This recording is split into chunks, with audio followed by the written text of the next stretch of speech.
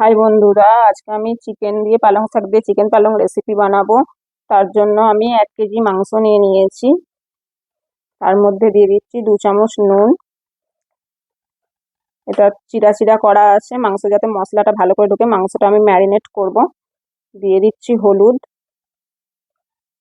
দিয়ে দিচ্ছি লঙ্কা গুঁড়ো, দিয়ে দিচ্ছি জিরে গুঁড়ো, দিয়ে দিচ্ছি ধনে গুঁড়ো, দিয়ে দিচ্ছি টক দই ফেটানো ছিল আমার, টক দইটা আমি পুরোটা দিয়ে দিচ্ছি। দিয়ে দিচ্ছি তেল, দিয়ে ভালো করে ম্যারিনেট করে নেবো মাংসটা। আমি হাতে করেই ম্যারিনেট করব, তবে ভালো করে এটা ম্যারিনেট হবে, ভালো করে মাখানো যাবে।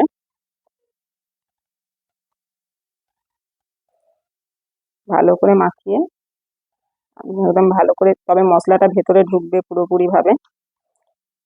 এবার আমি দিয়ে দেবো আদা রসুনের পেস্ট। আদা রসুনের পেস্টটাকে ভালো করে মাখিয়ে নেবো। মাংসটা ম্যারিনেট করে রেখে দিয়েছি আধ ঘন্টা। পালং শাক আমার 500 গ্রাম রয়েছে, ধুয়ে পরিষ্কার করে ফ্রেশ করা রয়েছে।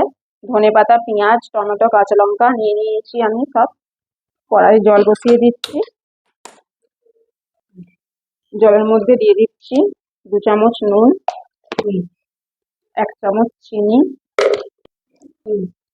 1/2 চামচ বেকিং সোডা। বেকিং সোডাটা দেওয়ার কারণ পাতাটা সবুজ রংটা ধরে রাখার জন্য আমি বেকিং সোডাটা দিয়েছি। জলটা আমার ফুটে গেছে, আমি এর মধ্যে গ্যাসটা সিম করে দিচ্ছি। দিয়ে পালং শাকগুলো দিয়ে দেবো এর মধ্যে। দিয়ে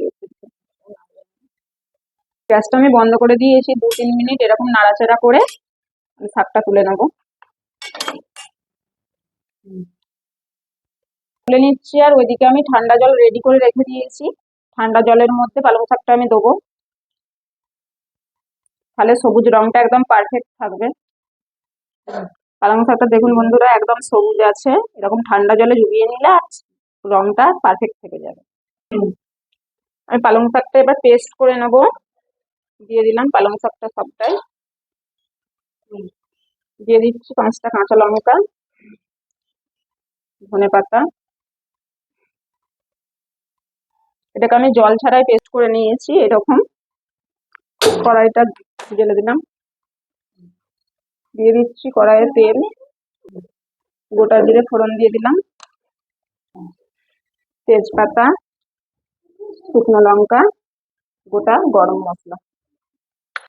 এটাকে হালকা ভেজে নেবো। এবার পেঁয়াজ দিয়ে দেবো।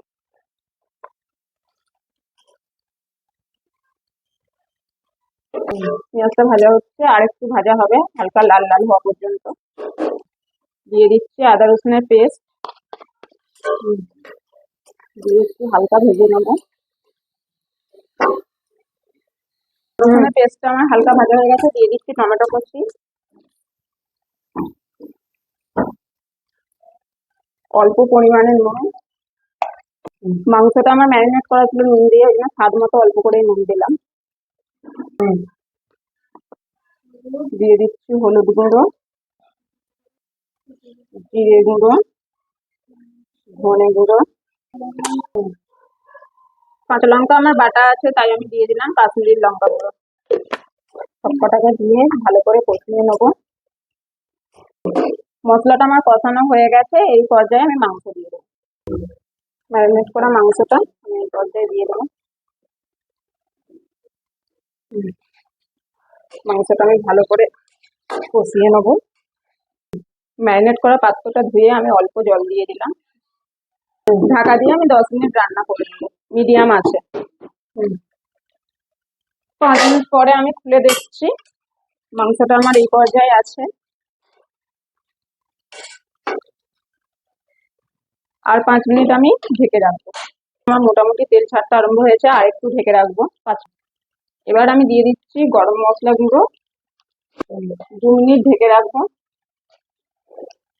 আমার মাংসটা তেল ছেড়ে দিয়েছে, দেখতেই পাচ্ছেন। হাই টু মিডিয়াম গ্যাসে রেখে আমি 15 মিনিট লেগেছে আমার পুরো মাংসটা কষাতে। এই পর্যায়ে আমি পালং শাকের পেস্টটা, পালং শাক, ধনেপাতা, কাঁচা লঙ্কা দিয়ে যে পেস্টটা করে রেখেছিলাম সেই পেস্টটা দিয়ে দেবো। এবার হালকা করে মিশিয়ে নেবো। ধুয়ে আমি জলটা দিয়ে দিলাম। এবার আমি হালকা চাপা দিয়ে দেবো। 2 মিনিট পরে খুলে দেখছি আমি। দেখুন বন্ধুরা, এরকম পর্যায়ে আছে। ঢেকে দিচ্ছি আমি, আর 2 মিনিট পরে খুলে দেখবো আবার। দেখুন বন্ধুরা, তেল ছেড়ে গেছে। আমার পালং শাকটা পুরো, পালং শাক চিকেন রেডি পুরো। কাসুরি মেথিটা আমি খোলায় ভেজে রেখেছিলাম, হালকা করে নেড়ে রেখেছিলাম, দিয়ে দিলাম। দিয়ে নাড়াচাড়া করে 1 মিনিটের মধ্যে আমি এটা বন্ধ করে দেবো। 1 মিনিটের মধ্যে আমি বন্ধ করে দিয়েছি। দেখুন আমার এরকম রয়েছে। দেখুন বন্ধু, আমার সবজি সার্ভ করার জন্য একদম রেডি। একদম রেডি খাওয়ার জন্য। আপনারা খেয়ে দেখে বলবেন কিরকম হলো। বানিয়ে অবশ্যই দেখবেন, আর ভালো লাগলে চ্যানেলটা সাবস্ক্রাইব করে দেবেন, একটা শেয়ার করে দেবেন, লাইক কমেন্ট করে আমাদের সাথে থাকবেন।